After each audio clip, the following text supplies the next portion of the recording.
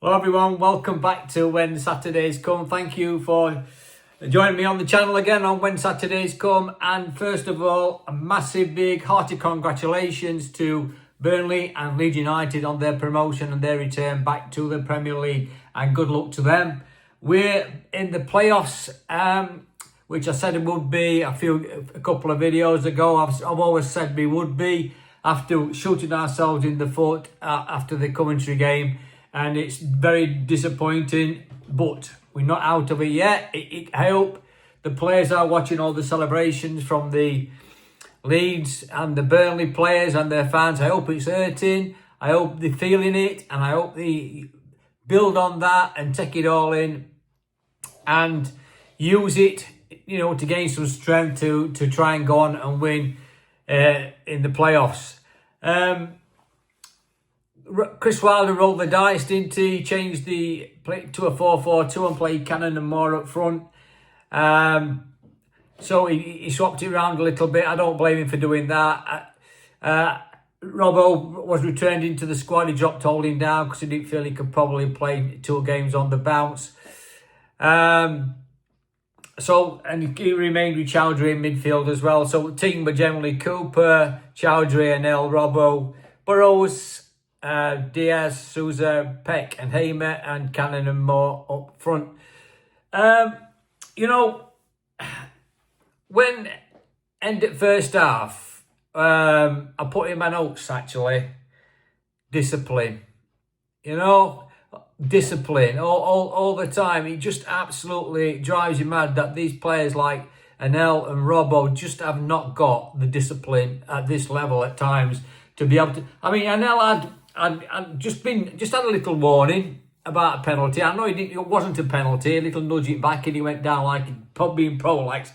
But the point is, that tackle was so ill-disciplined and poor to give away that penalty after all the hard work of getting back into the game, and threw it away by an absolute stupid, in my opinion, challenge on why? I mean, I don't get it why he had to go in at that level. What is in his head that makes him think that challenge is not going to be a penalty? Is it something? I don't know. I don't get it. I just don't get it. The lack of discipline and to do things like that, it just drives you mad. And to be fair, we're doing all right. They got Burnley's Brownhill, brilliant, by the way, absolutely brilliant. I wish we got him in our side. And they were a bit fortunate about both the goals, weren't they? I mean, not the second one, the penalty, but the first one, shot come in and it ricocheted off Moore and fell to somebody, Edwards, I think he might have shot, and Coop pulled off a great save, and Brownhill anticipated it really well and put it away, and fair play to him. But after that, we created a great goal, an equaliser, and Tom Cannon put it away brilliantly after great work from Hamer and put him in. And he ran it off the shoulder, he told him where he wanted it, he just smashed it into the roof of net. It was a great finish, and that's his first goal for Sheffield United. Hopefully it cannot be his last, and hopefully he'll get some in the playoffs. Just moving on a little bit, there were some unsavoury scenes again at the end of the game with our players. I don't know what all went off. There are a bit of argy-bargy with some their players and fans and God knows what. It's not helpful. I can get it. I understand all the frustrations and the celebrations on either side, and it's difficult, innit? But it is frustrating. I'm not going to get too downhearted, and I'm not going to beat myself up because it's not over yet. We can win the playoffs. I know it's 9 times we've been in them and we've lost them, but it doesn't mean to say that the 10th won't be unfortunate for us, because we are capable of winning. We are capable. And we can even change the system around it, obviously, as we can. We can play a bit more direct like we did today. We can mix it up a bit, and we can play different formations. So there's no reason why we can't go and use this disappointment to drive us on in the playoffs. And we can do this. There's nothing in the teams in the playoffs that we need to be afraid of at all.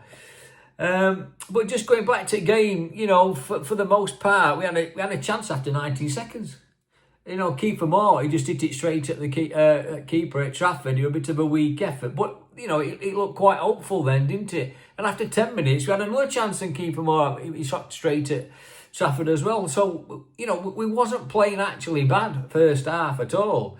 It's just that, what just frustrates me, the indiscipline of the side at times. Hamer got his usual booking. I think he looked for it at times and he got it. And he half expect him to get a booking nearly every game these days, don't you? But, it is what it is. I'm not going to, try and down talk it all. It's not all doom and gloom. It can't be all doom and gloom. We have to be positive. We have to move forward and try and pick the bones out of it and the positives out of it. On the whole, I don't think it were a poor performance. I think we did okay. It's not the worst performance we've played. Burnley are a good side. They're a difficult side to play against. They know how to manage a game. They've got some experienced players to come on at the end, like Worrell and Co. And they just know how to manage it. But we made all the subs, didn't we? We took Diaz off and Cannon came off and Saki come on, Campbell come on, Sariki come on, McCallum come on, Sousa went off, Burrows went off, even Brewster come on, and it made no difference whatsoever. We wasted some balls into the box. They were poor. When we had opportunities from free kick, we wasted them as well. So it's really, I find it difficult to when you've had a good season on the whole, and we've kicked ourselves and shoot ourselves in the foot after Coventry game for whatever happened. Something's obviously gone off in for them to lose 3 games like that. Chris Wilder obviously be disappointed. I mean, they're going to get fined again on Wednesday. Oh, well, we've got, it'll not be Wednesday, will it? I think that's when we've got time to respond from the game we had at Plymouth. The owners won't be happy with that. I mean, we got done 120,000 last time. This could easily be $250,000. And I'll tell you what, if we can continue down that route, the ill discipline of the management and players is not good. It's not helpful to try and get out of a league. You've got to remain absolutely focused on the job at hand. You can't, going out pitch and, taking players out and getting booked and giving penalties away and all that. What is it? What is it that makes you think you're going to get away with it? What is it that you can turn in a good performance? When you do all the hard work and then you throw it away, it's just mad. If you don't want to get promotion, just come out and say we don't want to go up. I'm done with it. But why keep shooting ourselves in the foot and getting ourselves in good positions and then making it difficult? But I'm not taking nothing away from Burnley and Leeds. They are the 2 of the best sides to go up, undoubtedly, and fair play and good luck to them. Leeds absolutely demolished Stoke City. Absolutely brilliant. I watched the first half of that. Absolutely great performance. Stoke just looked, just blowing them away. Absolutely blowing them away, and fair credit to them and good luck to them on that. With Burnley today, it was always going to be a tough game. It was going to be a good tough call. It could have, if we'd have took our chances, and it could have gone all the way. But I'm not overly disappointed that we are in playoffs. And in truth, in my heart and in my mind, I won't be absolutely devastated if we didn't win playoffs, because we need to rebuild. We just definitely need a stronger squad. We can't turn it down, of course, because it's a business, and you get big bucks for getting it Prem, don't you? That's where all the money is. 116 million quid, where it is we get when you go up, and you can't turn it down from a business point of view, and we have to go for it. But it won't break my heart if we didn't, I can show you, because I know what's coming and we've seen it, haven't we? So it will need another rebuild anyway, so to bring quality players in. But it is disappointing at this conjuncture. I am looking forward to, playoffs. I don't think we've got nothing to fear, like I said earlier. All the teams are beatable. You know, if we turn up on our day and play our best, we're the third best team in the league. Let's be clear about that. With 20 odd points clear at sixth place or whatever it is. So we've not done bad, have we? Really? If we took that, would we have took that to the beginning of the season? Too right we would. Absolutely too right we would. From where we were, from when we got relegated, being battered in Prem, to building a complete new squad, lowering their age group as well. And it's not all doom and gloom. I know we're disappointed at times. I get frustrated at times. It comes across of him a bit frustrated at times because I'm just saying it as it is. I just tell you how I feel. But the point is, where we are now, it's not all doom and gloom if we don't get through playoffs. It is a positive thing that we're getting a younger squad together, but we need to strengthen it as well. Whether we lose players if we don't go up, like Hamer and Sousa and Donnell, I won't be sorry to see Donnell go, if I'm honest. I really wouldn't. We'd get 12 million for him, we'll make big bucks on him. We need players who are disciplined. I know on his day he's a good player, I get it, I really do. But it just drives me nuts when you've got indisciplined players like that who can do stupid things on a football pitch when you've done all he lets your teammates down. Never mind himself, he lets your teammates down as well. And it's it's same with Robbo. He needs to move on as far as I'm concerned, whether we go up or not anyway. So there will be changes. There will be 100%. There's going to be changes at the end of the season, without doubt. Whether Chris Wilder's in charge, that could be another story that might develop at the end of the season if we don't get promotion. So we're waiting to see on that as well. So listen, everybody, keep your chins up. It's not the end of the world. We can still get promotion. We can still win the playoffs. We can still get to the promised land. It's not going to be easy, as we know. We've all been there and we've all done it. We've all worn the t-shirt. We know what's coming. So let's just try and embrace it. We've got a couple of games to go at Stoke and a game against Blackburn where we can try and get some confidence and get some results and get a couple of wins under the belt, hopefully, and getting that confidence going and start being more positive and look forward to playoffs rather than treat it as a sort of a negative point of view. And hopefully we can look forward to going to Wembley and winning it. And what a way to do it if we can do it. It'd be fantastic, wouldn't it? So anyway, thanks for tuning in. Thanks for listening and all the rest of it. I really, really appreciate it. Put your comments in below. Please like and subscribe as always. I'm truly grateful and appreciate it. And I do respond to everybody as well. So I've not seen Chris Wilder's presser, if he's done one yet. He'll obviously be disappointed, won't he? He'll put a spin on it. Whichever he wants to say. He knows where we are. I'll do another update. What day is it today? It's Monday, isn't it? So we've got another game on Friday at Stoke. So I'll do another one in week.